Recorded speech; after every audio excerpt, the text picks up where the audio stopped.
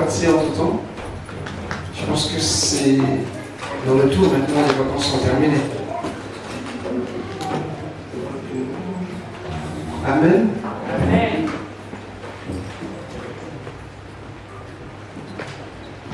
Le Seigneur qui vous a gardé durant tout votre séjour, il est le même aujourd'hui, il est le même hier. Et c'est lui qui, dans sa grâce, permet que nous puissions nous retrouver. Qu'il soit béni.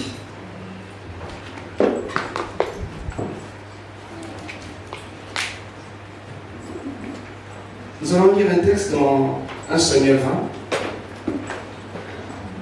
d'où sera tiré le thème de ce matin. Je ne sais pas si on l'a déjà mis.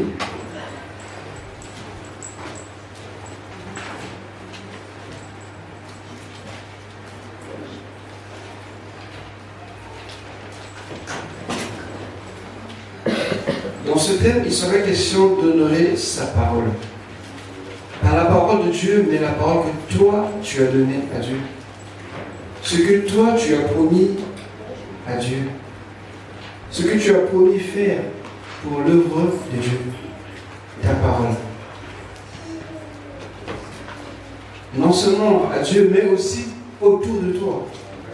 Alléluia. Amen. Ne faisons pas seulement pour Dieu, c'est vrai, mais nous avons un témoignage autour de nous. Que ce soit dans ton foyer, que ce soit au travail, que ce soit à l'école, partout où tu peux être. Tu as donné une parole, tu dois l'honorer. Amen. Un chrétien, c'est un homme de parole. Alléluia. Amen. Nous sommes devenus tellement légers parce que la parole, la vérité n'est plus en nous.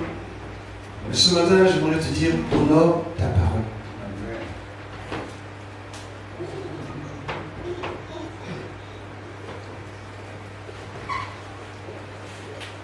Est-ce qu'on peut mettre le thème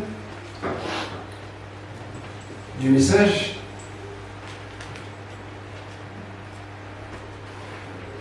Amen. Amen. Il est plein d'imagination. Je ne m'attendais pas à voir ça. Alléluia. Amen. Le prince et le berger fugitifs. C'est le thème de ce matin. Nous avons un prince et un berger. Et qu'est-ce qu'ils peuvent être ensemble? Un prince et un berger. Alléluia. Amen. Ils sont dans deux mondes différents. L'autre vit dans un palais et l'autre dans la prairie ou bien voilà, dans les campagnes. Mais les deux vont se rencontrer. Et ce que nous va être donné ici dans 1 Samuel 20, du verset 19 au verset 23, 1 Samuel 20, du verset 19 au verset 23. Amen. Amen. Non, 1 Samuel 20, je sais bien ce que je dis. 1 Samuel 20, oui, c'est bien ça. Du verset 19 au verset 23.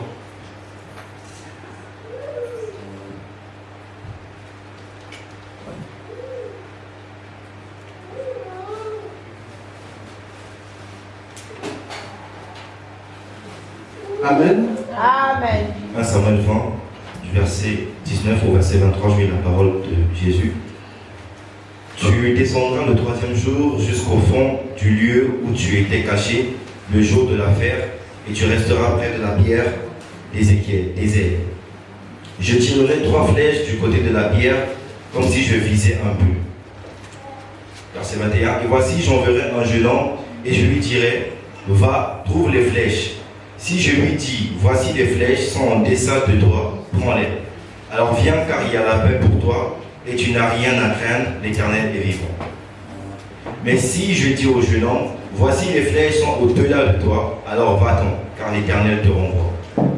Verset 23. L'Éternel est à jamais témoin de la parole que nous sommes donnés l'un à l'autre. Amen. Amen. L'Éternel et à jamais témoin de la parole que nous sommes donnés l'un à l'autre. Cela peut rester sans incidence si on s'arrêtait juste là. Mais cela va marquer profondément la vie de ces deux jeunes gens, c'est-à-dire le prince et le berger. Et plus tard, dans le verset 35 au verset 43, on va voir ce qui va se passer. Du verset 35 au verset 43.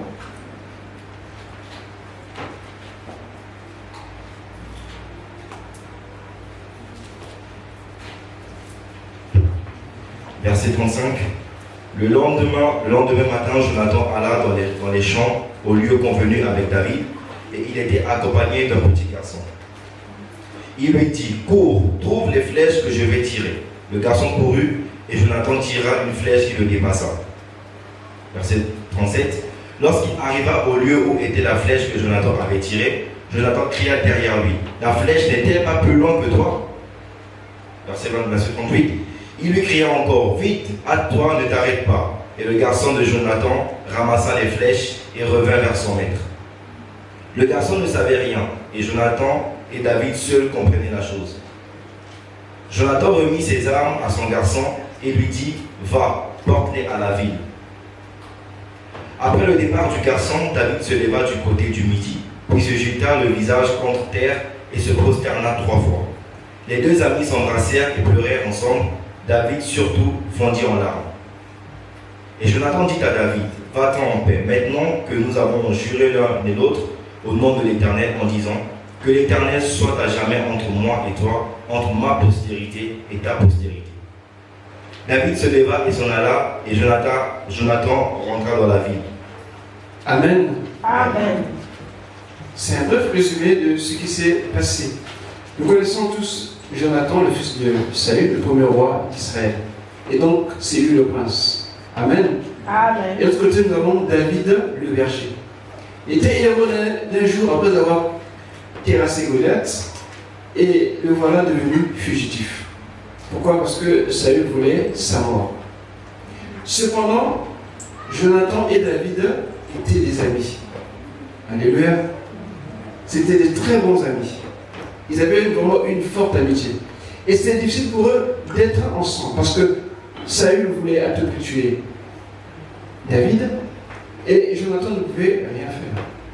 Et donc ils sont jurés, ils sont promis l'un à l'autre, ce que nous avons lu dans le verset 23. Il disait, l'Éternel est à jamais témoin de la parole que nous sommes donnés l'un à l'autre. C'était quelle parole?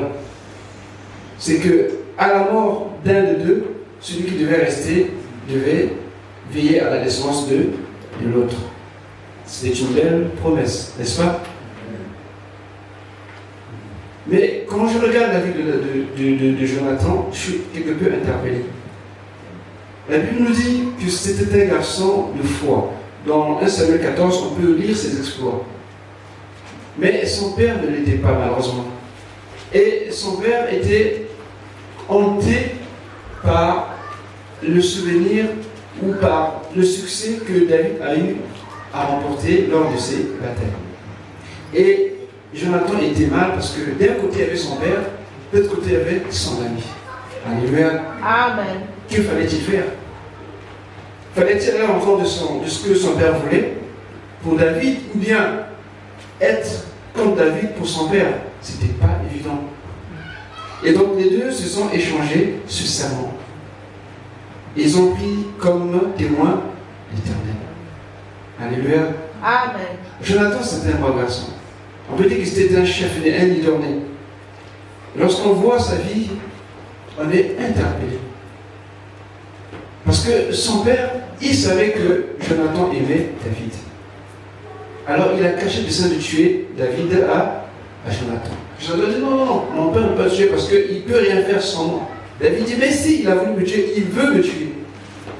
Et alors Jonathan va dire bon, je vais m'en tirer de la situation et je te dirai la suite.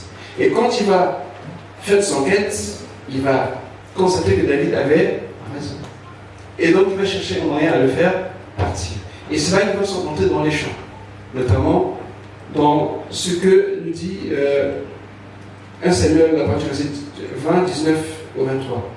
Il dit, tu te cacheras, et j'enverrai quelqu'un, je tirerai des flèches, et quand tu iras chercher des flèches, je dirai un mot, toi seul pourras connaître ce que je vais dire.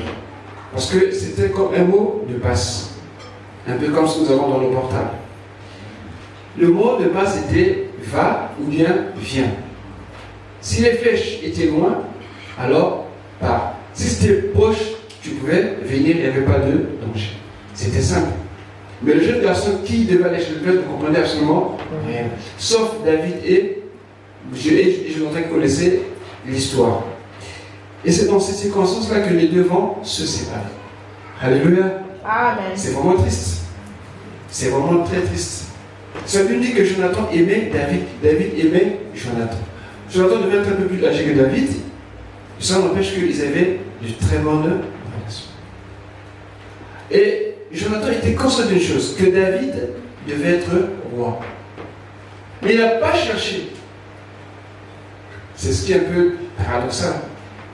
Vous savez, lorsque, en ce temps-là, quand quelqu'un devenait roi, dans la coutume en ce temps-là, celui qui venait au pouvoir devait tuer tous les autres pour éviter soit une révocation du trône ou bien le moment de l'opposition. Et c'était normal.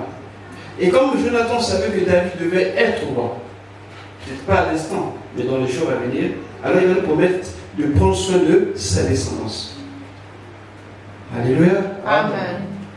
Et David aussi va faire la même chose. David, quoique consacré roi tout jeune, mais il ne savait pas où Dieu était en train de l'emmener. Il ne savait rien.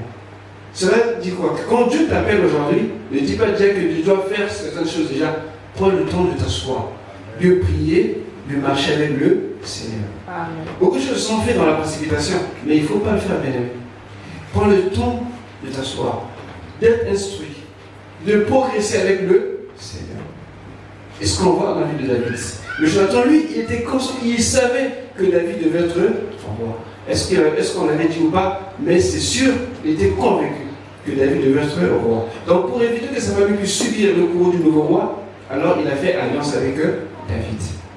Et David se fait la même chose. Pour David, Jonathan c'est le prince héritier, il n'y a pas de doute, c'est sûr qu'il va être prince. Donc pour préserver ma famille et tout ce qui me sont chers, autant me faire une alliance.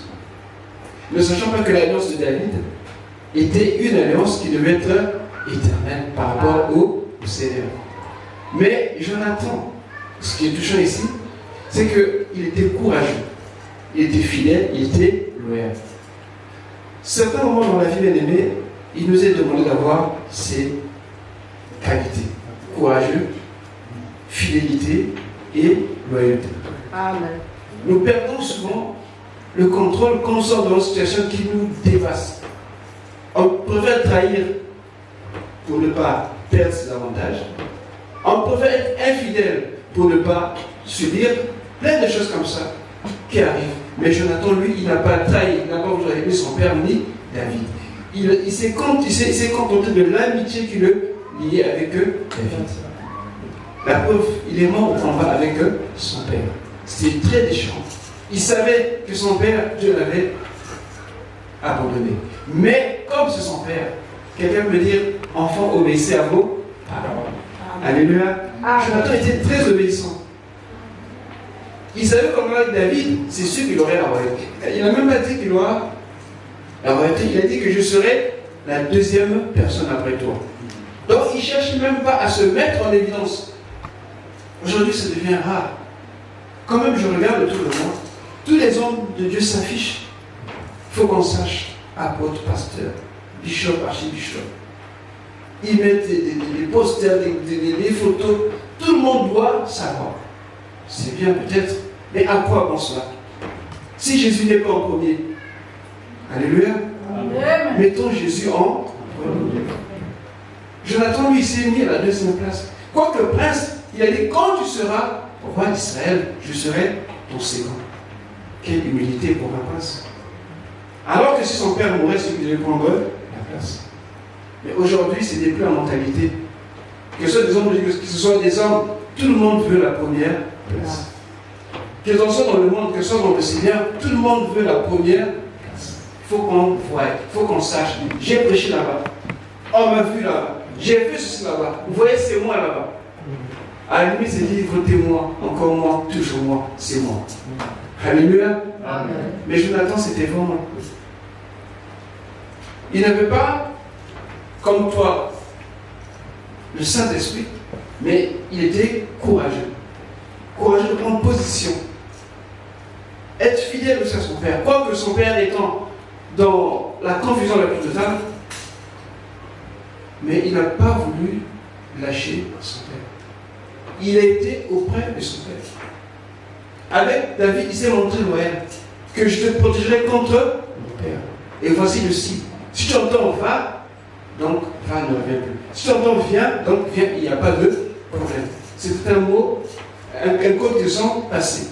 Pourquoi? Parce qu'il était entre, comme on dit, entre le marteau et l'enclume. Va-t-il trahir Saül? Non, c'est son père. Va-t-il trahir David? Non, c'était son ami. Vous savez, quand tu es dans une situation où vraiment ta foi ou ton intégrité est mise à rude épreuve, ce n'est pas facile. Finalement, on préfère les situations les plus faciles ou bien avantageuses pour chacun. On dit, bon, ça m'apporte quoi? Et ici, tu fais la balance, tu dis, non, je préfère ceci. Mais ce n'était pas le cas de Jonathan. Lui faisait passer les intérêts des autres. Quand vous lirez dans 1 Samuel 14, il faudrait que tout ce qu'il faisait, c'était avant tout pour les autres. Même là, pour son propre intérêt, il voit d'abord l'intérêt de David. Que même son père le traite de tout. Vous allez voir comment que son père, dans les versets qui viennent avant, comment son père l'a humilié devant les gens. Mais il n'a pas discuté. Aujourd'hui, c'est grave de voir des enfants qui vont baisser la tête quand son père hausse le ton. Il va dire, tu n'as pas le droit. Alléluia. Il va dire, tu n'as pas. Je me rappelle de mon temps, lorsqu'il y avait des histoires, quand papa au moment ne voulait pas que tu parles, tu fasses quelque chose, un regard suffisait pour que tu te calmes, que tu t'assoies, que tu parles. Aujourd'hui, j'ai du mal quand je vois les parents aujourd'hui avec les enfants, c'est qu'on dit.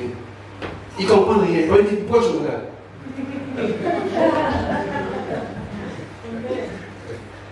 Un jour, on parlait avec René, il me dit, j'ai suivi au travail, il y avait une femme, elle était anglaise, elle ne parlait pas français.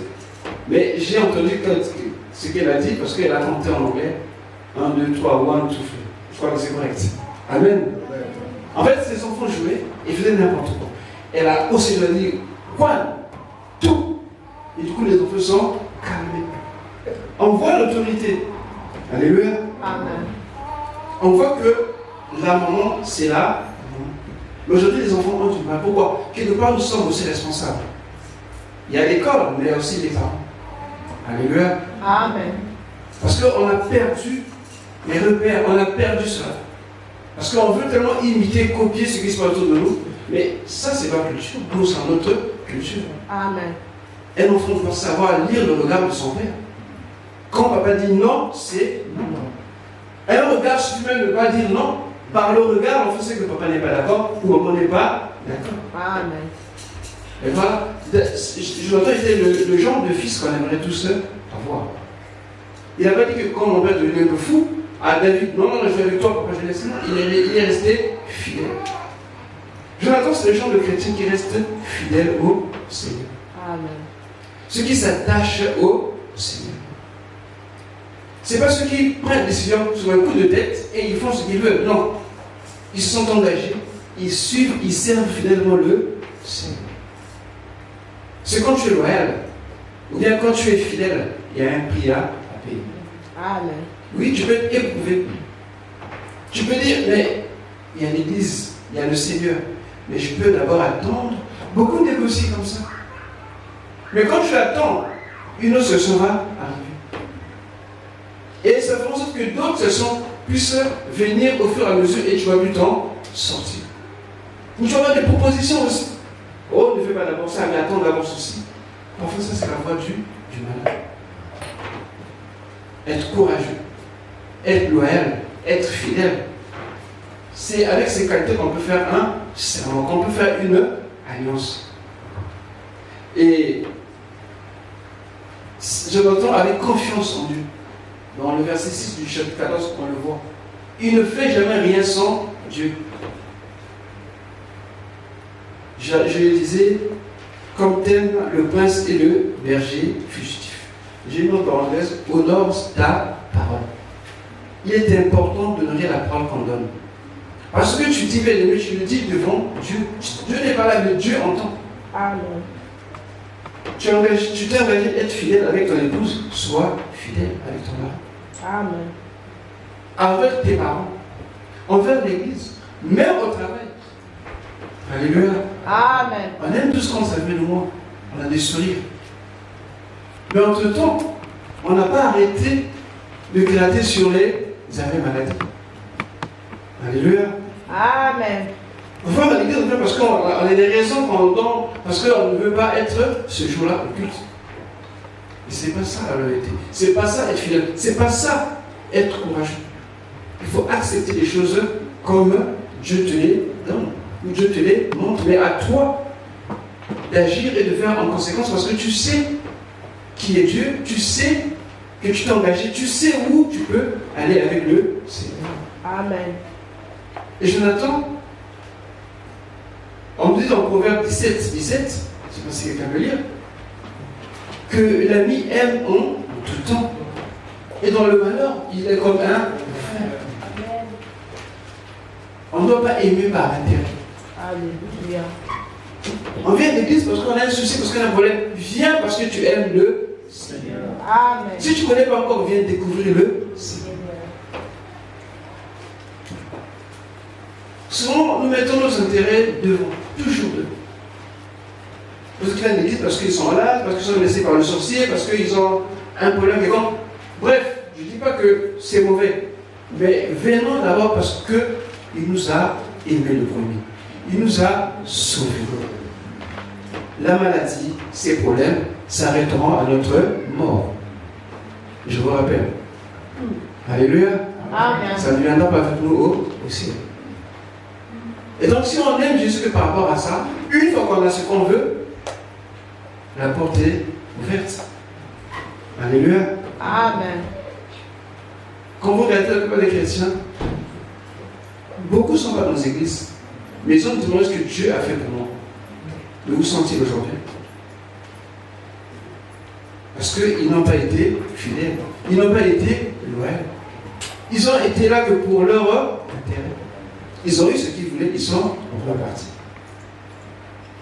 Nous ne devons pas être de ceux-là. Mais de ceux qui donnent la parole, qui respectent la parole de Dieu. Seigneur, je te suivrai, je te suivrai. Je te servirai, je te servirai.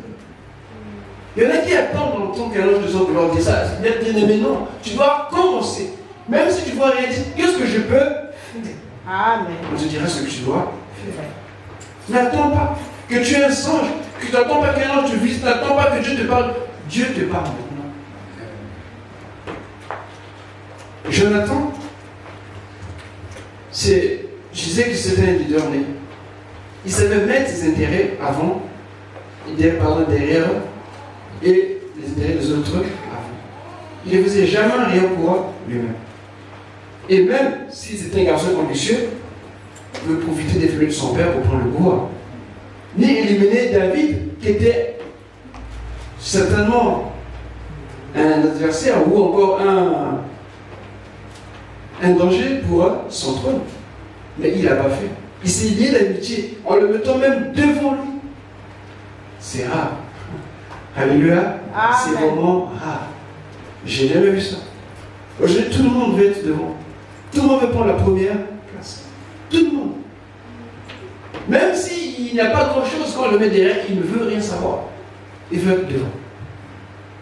Ça, c'est le monde. Et le monde a tendance à influencer aussi les chrétiens. Parce que nous sommes dans le monde. Quoi qu'on n'est pas du monde, mais nous sommes dans ce monde. Et donc, ce que nous recevons nous affecte. Et ce n'est pas la parole de Dieu pour nous mettre comme une protection, et bien nous recevons tout. Et nous agissons de la même manière comme si on était encore dans le monde. Ici, sous David, il n'y a pas grand-chose. C'est un fugitif, c'est un fuyard. David, qu'est-ce qu'il fait? Il promet. Est-ce qu'il va être roi? Certainement. Mais dans ces conditions-là, ce n'était pas si sûr. Alléluia. Amen. Il dit, Dieu m'a oint, mais je me vois en train de fuir, de courir partout. Oh, mais c'est ce qu'il y a une bénédiction là. Oh, mais je vois que Dieu s'est trompé. Mais Dieu ne s'est pas trompé sur toi. Amen. Dieu t'a dit quelque chose, cela va s'accomplir. Amen. Peut-être que tu passes des moments difficiles, c'est pas exclu, mais cela va s'accomplir. Amen. Il n'y a pas plus que David pour te dire ça. Amen. David était loin au milieu de ses frères. Et le voilà qui devient un fugitif. Il aurait dû rester attendre la royauté.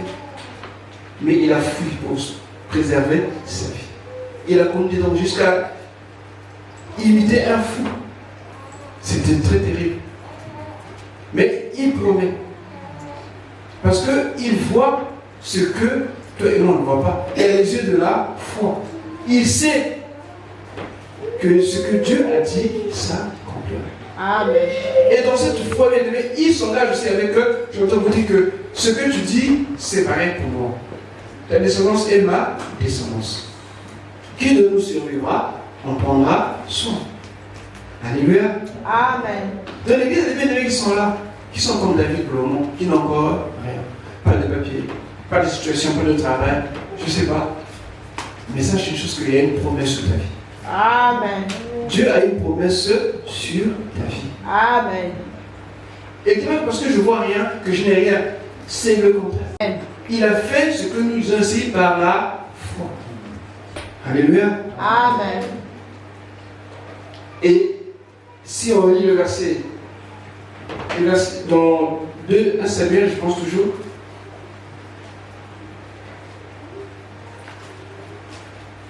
on va lire le verset 2 Samuel, on va aller dans 2 Samuel 20, je pense bien que c'est bien ça.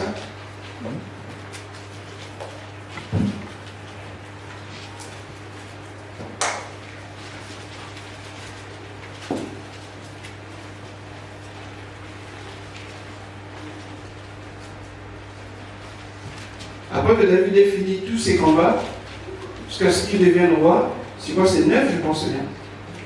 2 Samuel.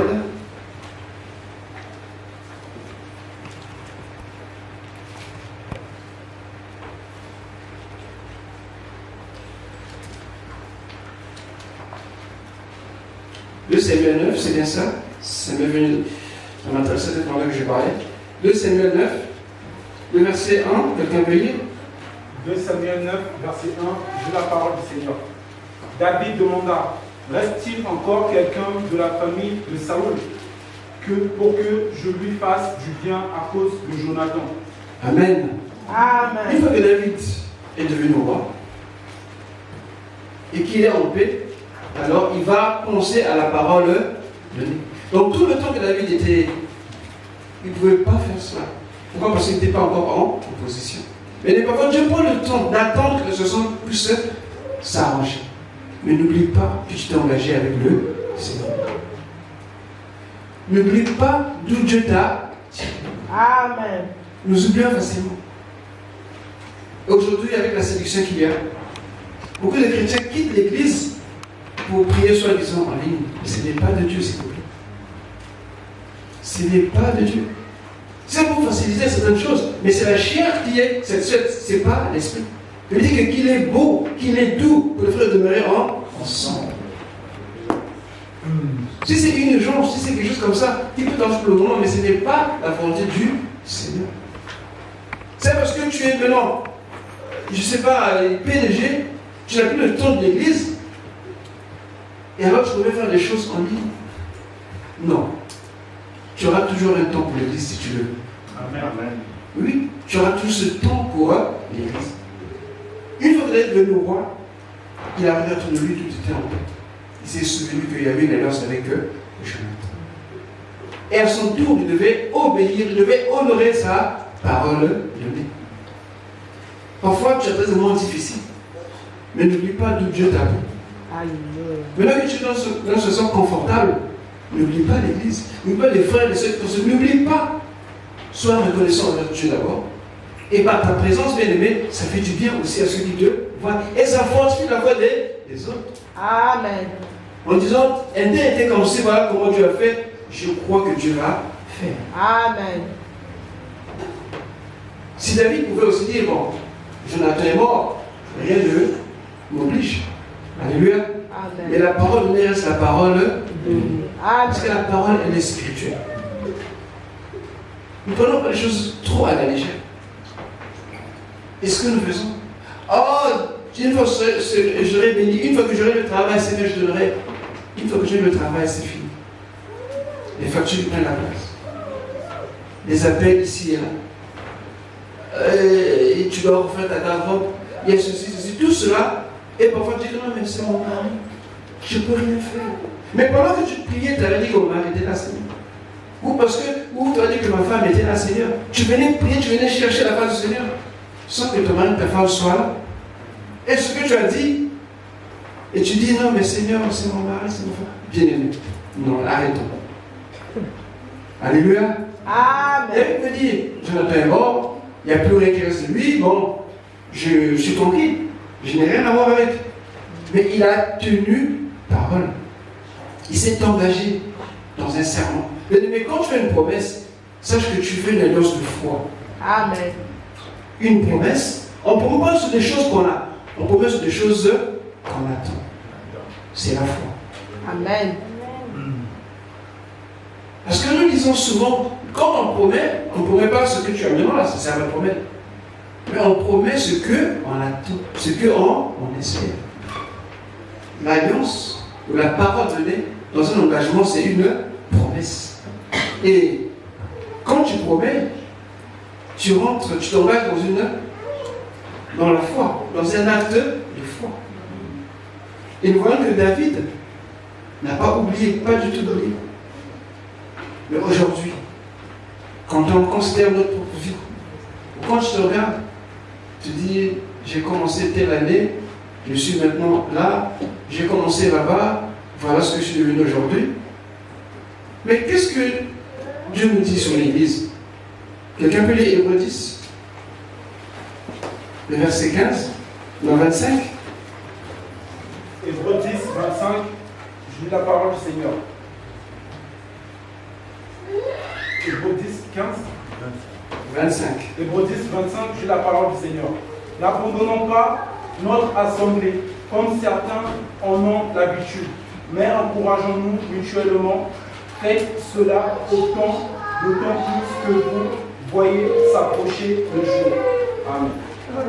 Le conseil était que dans cette église, les gens abandonnaient, les gens délaissaient l'église. Au profit de quoi? Des choses faciles. On s'est engagé, c'est le Seigneur. On ne sert pas Dieu au téléphone. C'est dans sa maison, c'est dans sa maison. C'est comme dans un mariage. Tu t'es engagé, tu dois être fidèle, tu dois être présent, tu dois répondre à tes responsabilités et à tes obligations. L'Église, c'est la même chose. Les chrétiens sont devenus des gens qui promettent, mais qui sont absents quand il faut faire. Ils deviennent fantômes, ils deviennent transparents. Seigneur, je donnerai. Seigneur, je ferai. Seigneur, Seigneur, Seigneur. Mais une fois qu'ils ont, c'est fini. Là où vous étiez assis, c'est vide. C'est dehors qu'on le croise. Alléluia. Amen. Ou bien, on se rencontre aux caisses de supermarché. Bon, ici, il n'y a pas de métro, donc on ne peut pas se rencontrer dans le métro. Alléluia. Amen. Dieu cherche des gens fidèles. Dieu veut des chrétiens fidèles et loyaux. Des gens qui sont là, qu'il neige, qu'il pleuve, qui sont fidèles. Qui sont engagés pour un œuvre de Dieu. Ce sont dans le mariage, ce sont dans l'amitié. Tu as un ami, sois fidèle avec son ami. Amen. Aide-le quand tu es dans des difficultés. Soutiens-le quand tu as ces moments difficiles. Ne sois pas seulement là un ami des beaux jours. Il y a des chrétiens de beaux jours. Il y a aussi des chrétiens de mauvais jours. C'est pas si loin. Mais Dieu veut en tout temps soit des hommes ou des femmes qui sont courageux, fidèles et loyaux. Pourquoi? Parce que Dieu lui-même, dans ce qu'il est, il est fidèle. Amen. Et Dieu n'abandonne pas. Dieu n'oublie pas non plus. Mais nous, quand on donne parole au Seigneur, si on peut s'asseoir un moment, faire un peu le point, qu'est-ce que j'ai pour nous au Seigneur cette année? Qu'est-ce que j'ai dit faire cette année? Vous verrez des cases vides. Alléluia. Amen. Il y aurait des cases vides. Mais moi, je t'encourage à être ferme, à tenir ta parole. On ne t'a pas poussé, on ne t'a pas forcé, mais tu l'as fait parce que tu étais touché ce jour-là par l'amour de Dieu. Tu as reconnu que le Seigneur est avant tout celui qu'il te fallait. Amen. Et je te dis, même dans ton cœur, Seigneur, je vais faire ceci. Regarde là où tu es. Qu'est-ce que tu fais? C'est ta position. La position de David nous parle beaucoup. Tout comme celle de Jonathan. Jonathan sont des chrétiens qui font, qui n'attendent pas, mais qui font. Dans sa position, il pouvait aider David, il a aidé David. Il a dit, David, je t'aiderai si, non, à l'instant, il a donné un conseil pour dire que s'il y a ceci, alors fais cela. Et cela a sauvé la vie de David. Et d'ailleurs, à son tour, une fois que Christ a donné à la royauté, et bien qu'est-ce qu'il a fait? Il a honoré la parole qu'il a donnée. Ça veut dire qu'il y a David aussi ici qui attendent que Dieu puisse les bénir, qui récupèrent, qui nous soient dans leur héritage, mais qu'ils n'oublient pas ce qu'ils ont dit à Dieu. Qu'ils n'oublient pas ce qu'ils ont dit, sauf à un bien-aimé. Parfois, nous venons un peu trop légers. Vous savez, Jésus nous appelle ses amis. Alléluia. Amen. Qui a des amis? J'aimerais les chrétiens n'ont pas trop d'amis dans le monde. Mais je dis une chose que Dieu ne fait exception de personne. Ne dis pas que moi dans le monde, tu peux avoir des amis aussi. Mais attention, attention, tu ne fais pas comme eux, mais c'est qu'ils doivent faire comme toi. Alléluia. Amen. Dieu nous appelle ses amis. Jésus dit que vous êtes mes amis. Vous savez, quand je regarde le mot ami, il y a une particularité. Si vous voulez offenser vos enfants, ou même quelqu'un, parle mal de son ami. Il va se fâcher. Pourquoi? Parce qu'en fait, ça fait partie de sa souveraineté. C'est son choix. Il a choisi. On ne l'a pas conseillé. C'est de lui-même qu'il a réalisé pour tes garants d'avoir cette relation. Et donc, s'opposer à cette relation, c'est comme si tu t'opposais à sa souveraineté. Et son petit égo va se manifester. Et il va se fâcher. Alléluia. Amen. Ah, ça arrive souvent. C'est très fréquent ces choses-là. Jamais à un âge donné, les parents ont un peu du mal à aborder ce sujet avec les enfants. Quand on dit de fuir les mauvaises compagnies, les parents ont l'expérience. Mais la jeunesse, ils n'ont pas d'expérience. Et souvent, c'est toujours pas évident d'en parler. Un ami, on le choisit. Un ami, on l'aime pour des raisons plus ou moins subjectives. Parce que ce n'est pas vraiment toujours dans la raison. Alléluia. Amen. Je peux le trouver bizarre, mais lui, il dit que c'est lui, c'est moi-même. Amen. Amen. Jésus, il nous a dit, c'est moi qui vous ai choisi. Il nous appelle ses amis. Et après la résurrection, il nous dit que, il dit pas, il dit maintenant, frère, le niveau monte. Maintenant, on pourrait dire qu'un ami, comment? L'ami aime en tout temps. Et dans le monde difficile, il devient un frère. Et Jésus fait la même chose. Mais est-ce que nous sommes fidèles? Est-ce que nous sommes loyaux? Est-ce que nous sommes courageux pour dire que oui à Jésus et non à ceci? Oui à la vie de l'Église et non à ceci? Ou bien nous sommes facilement distraits ou bien portés par autre chose? Amen. Amen. Et enfin, 1 Corinthiens 13, le verset 5.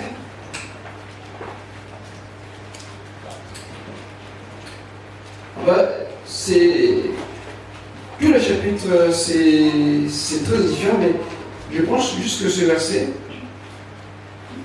Donc, Corinthiens 13, au verset 5, j'ai la parole du Seigneur. Il ne fait rien de malhonnête, il ne cherche pas son intérêt, il ne s'irrite pas, il ne soupçonne pas le mal. Amen. Amen. Ici, on nous parle des qualités de l'amour, de la loyauté, de la fidélité.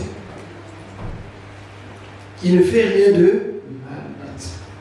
Jonathan pouvait être malhonnête envers David, mais il n'a pas fait.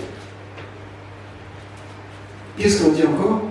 Il ne cherche point son intérêt. Quand tu cherches l'intérêt de l'autre, Dieu t'élève. Amen. Ne cherche pas à casser l'autre. Parce que lui, il fait ceci, tout le monde, moi. Non, bien aimé. Quand c'est comme ça, à propos de lui, bien aide-le à avancer. Amen.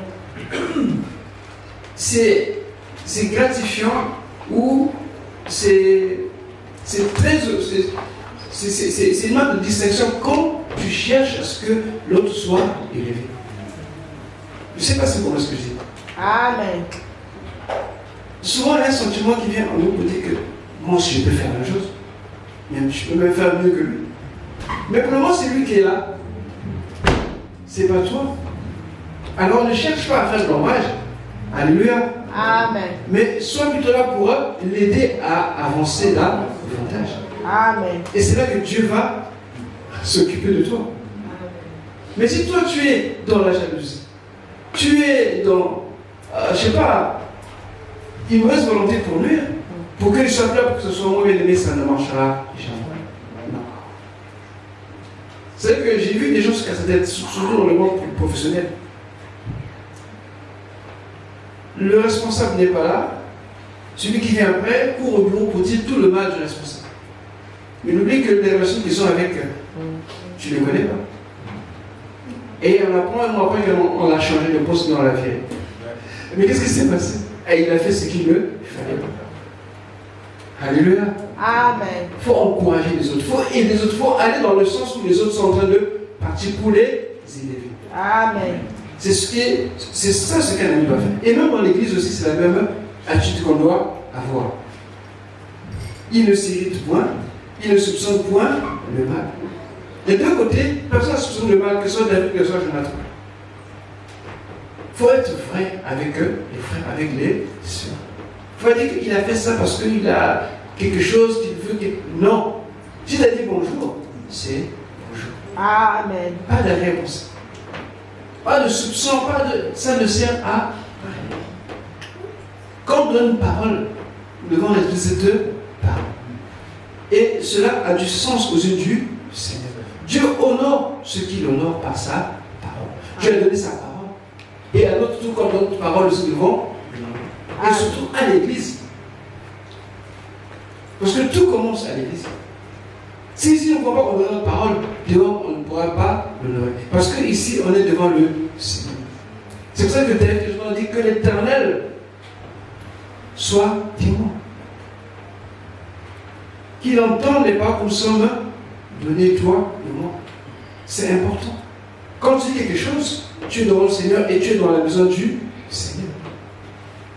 On doit être des hommes ou des femmes qui sont ce qu'on appelle des hommes de parole.